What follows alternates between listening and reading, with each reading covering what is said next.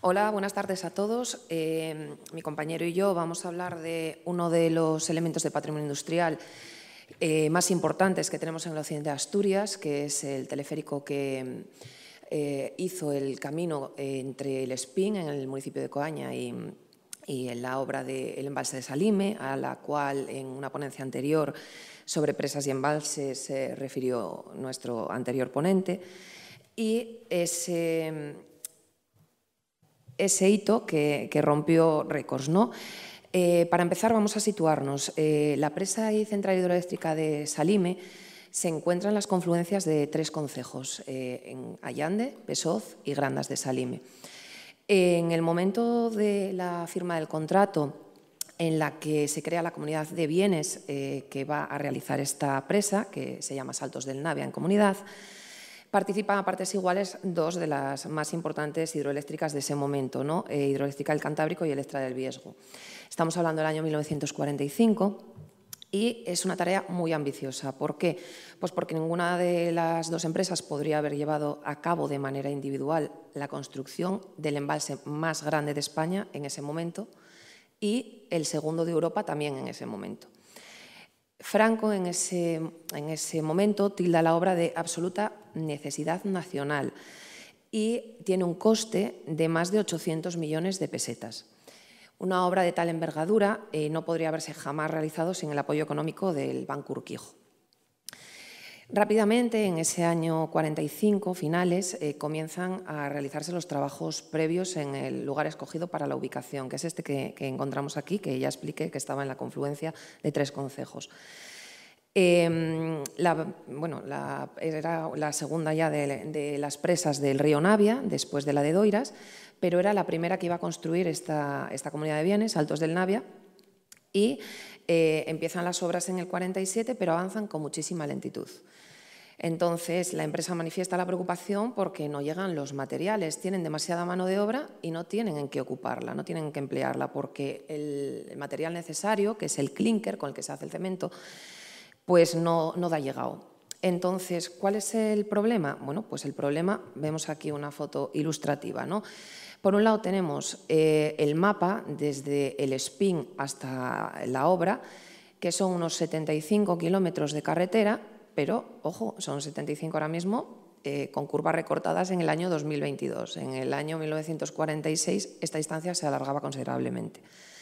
Y en la imagen que tenemos al lado, que es de la época, es el transporte de ese molino de clínker que necesitaban y podemos ver la dificultad con la que pasa por las carreteras que, como podemos ver, son un poco más que un camino un poco ancho, ¿no?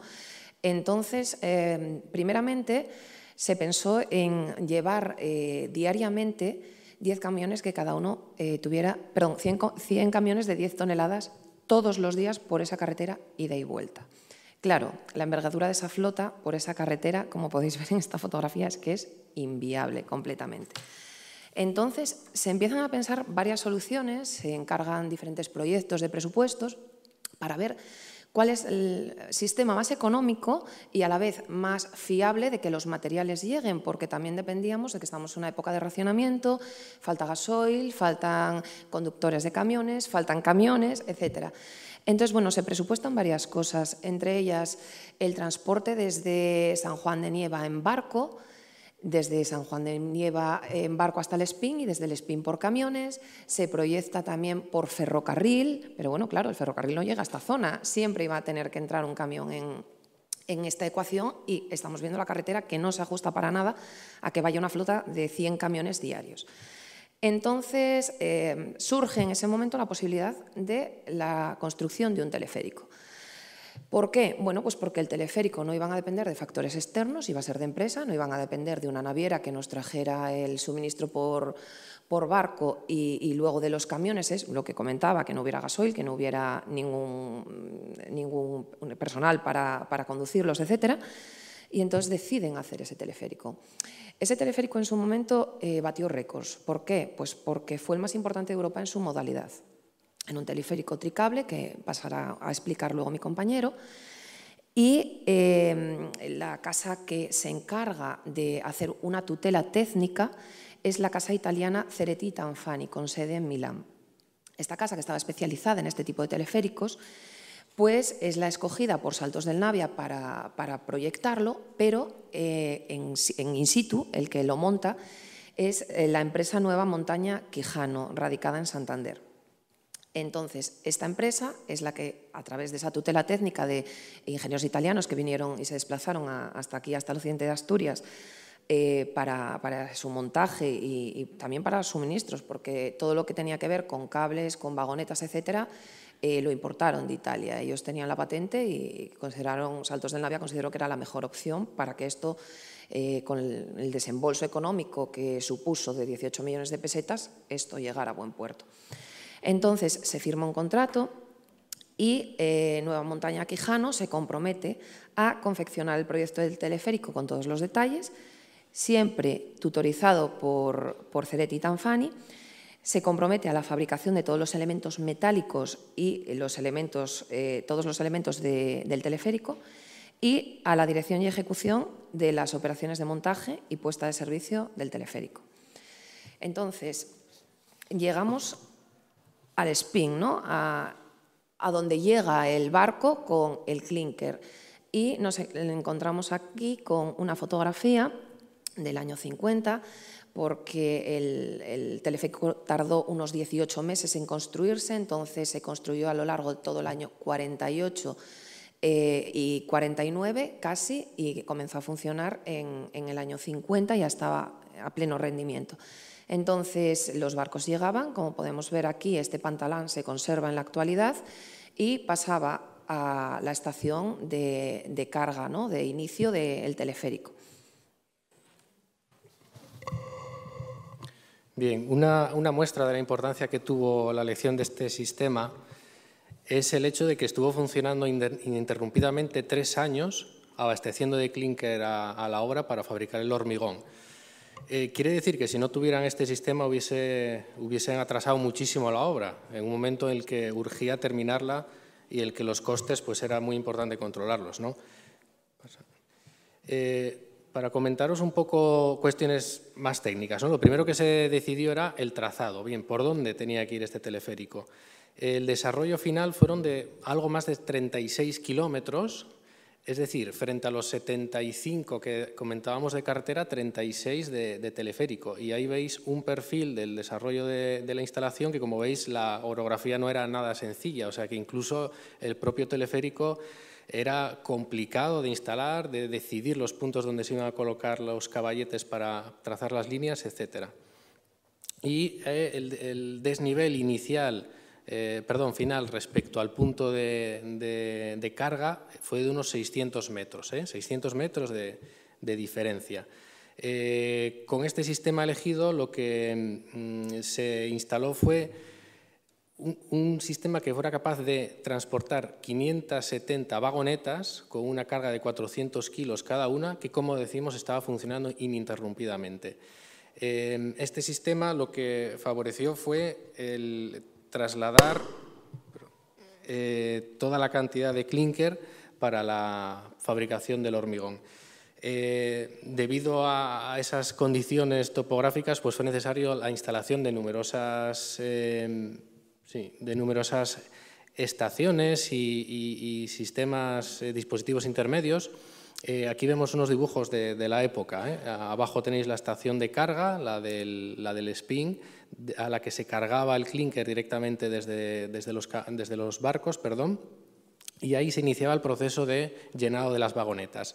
Las vagonetas, había una línea de ida y otra de venida que, llegada al final, en la estación que veis a la derecha de descarga de la obra, automáticamente volcaba el clínker sobre unos depósitos de material para luego ser molido y ser mezclado para la obtención del cemento y posteriormente del hormigón. Y en el punto intermedio estaba esa estación de cedemonio que sí que permitía desviar parte de la carga cargando camiones si el teleférico se estropeaba o si se quería compaginar los dos sistemas, tanto el teleférico como el camión.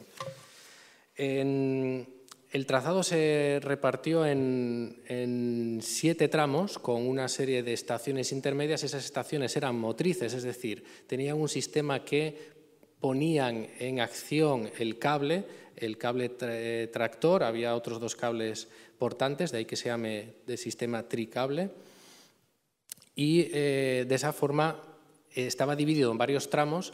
Las vagonetas, cada vez que llegaba a una de esas estaciones motrices, se desenganchaba y tenía que ser el personal el que la empujase y la enganchase al siguiente tramo, ¿no? Aquí vemos una fotografía de uno de los castilletes. Había casi 200 castilletes, la mayor parte de ellos de madera y alguno metálico en alguna zona puntual. Se realizaban con madera de la zona y con esas protecciones que se ponían, ¿no?, de malla metálica o cubiertas de madera para el paso de poblaciones y de carreteras para evitar que cayese material sobre las personas o los vehículos.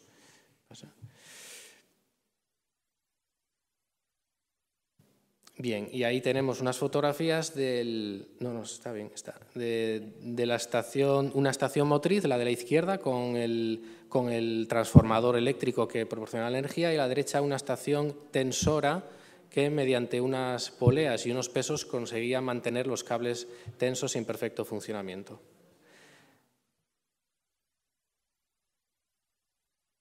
Es que nos pesa un poco la presentación porque hay sorpresa. Ahí tenemos la estación intermedia, donde, como decía, podía desviarse la carga a los camiones, que todavía se conserva hoy en día, como veis ahí en esa fotografía de la derecha. Y, por último, la estación de descarga, donde ya se almacenaba el material una vez llegado a obra, y las vagonetas volvían por la otra línea hasta la estación de carga de nuevo. Bueno, ahora yo voy a comentar un poco las conclusiones que después del estudio hemos sacado, ¿no? Este teleférico consideramos que fue el medio de transporte de materiales industriales más importante de su época a nivel europeo. Su construcción propició que se batieran, entre otros, varios récords de hormigonado en la propia presa, porque acelerábamos de una manera sustancial el envío de los materiales necesarios para la obra. En el momento en el que teníamos toda la mano de obra y que teníamos todo el material disponible, empezó a acelerarse la construcción.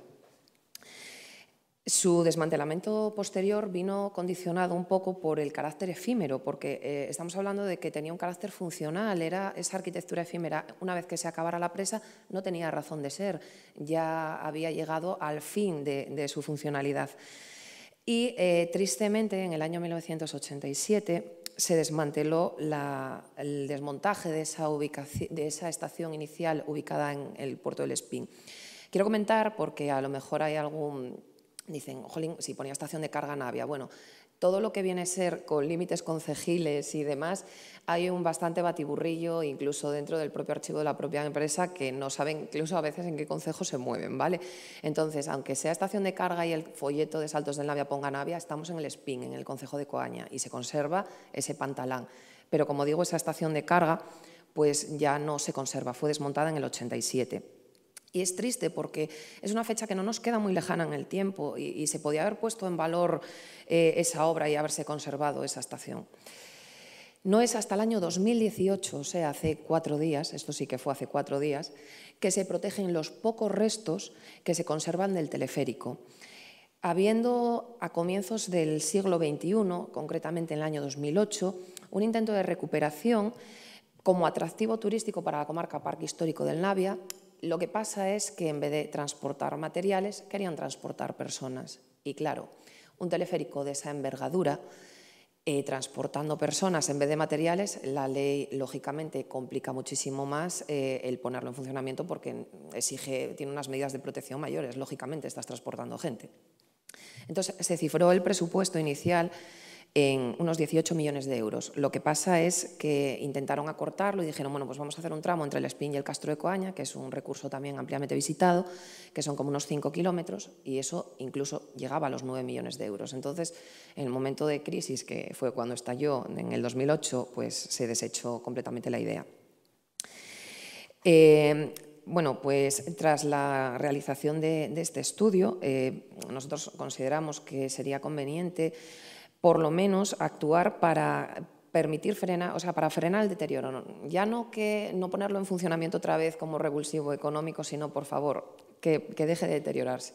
Entonces, este dispositivo que tenemos aquí está en As Cruces, en el municipio de Coaña, muy cerquita ya de la capital del concejo, Y vemos la foto, la comparativa del año 49, una fotografía que se conserva en el Archivo Histórico de Saltos del Navia, y una fotografía realizada este año por nosotros en nuestro periplo de recorrer las estaciones de todo el teleférico, y podemos ver que bueno, es la que mejor estado de conservación tiene, y es la que está protegida en el Inventario de Patrimonio Cultural de Asturias. El resto del teleférico no tiene ningún tipo de protección.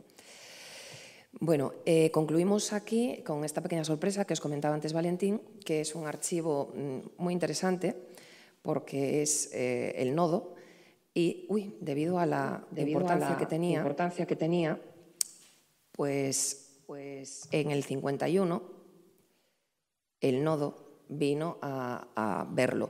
El problema que tiene este archivo es que el audio está estropeado, entonces solo vamos a poder ver las imágenes, pero es súper interesante ver las imágenes del teleférico en pleno funcionamiento en el año 51 y reconociendo partes muy importantes dentro de esta es la estación de carga del Spin, ese es el pantalán que se conserva y vemos cómo descarga el clinker esta es la estación que se desmanteló en el 87, para iniciar su recorrido.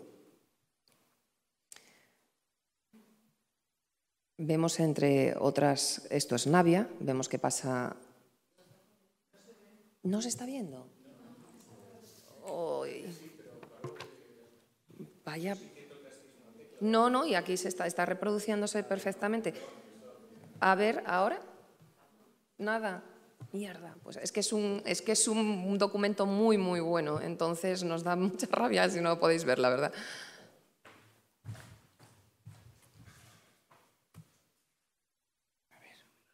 Duplicamos, ¿vale? En vez de tener ampliado, vale. Vamos a duplicar. ¿Le das para dale otra vez? Vale, le doy, ¿eh? ¿Se ve algo ya? Vale, venga, vamos a cruzar los dedos todos. ¿Qué le doy? Aquí.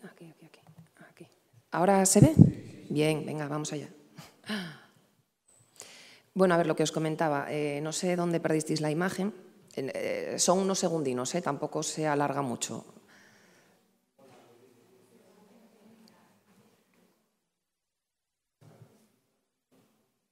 Este nodo es del 16 de julio de 1951, o sea, el teleférico, lo que os comentaba, está en pleno funcionamiento. Esto es el Spin, la estación de carga el pantalán que se conserva, la estación de carga que, como comenté, fue demolida en 1987, que es esta de aquí, y aquí se iniciaba el recorrido. Vemos incluso que aparecía el nombre de la empresa, el teleférico, todo. Y vemos, esto es Navia, localizaciones muy reconocibles dentro del occidente, ¿no? Esto es Doiras, la casa de ingenieros de la presa de Doiras. Lo que comentaba Valentín del tema de las mallas protectoras o puentes protectoras, el paso de los embalses, llegaba a estos castilletes metálicos que son tensores en algunas ocasiones, lógicamente, esto es el puente protector, vemos que el coche pasa por debajo, necesitamos una protección por si cae la vagoneta o cae algo del material de la vagoneta. Y cuando llega a la estación de final, descarga automáticamente y vuelta a empezar. Sería interesante saber qué nos comentaban en el nodo y es muy triste haber perdido ese documento sonoro, la verdad. Bueno, se acabó, no tenía más. Simplemente queríamos acabar con esa pequeña sorpresa para que vierais el teleférico funcionando. Nos ha parecido muy oportuno, la verdad. Muchas gracias a todos.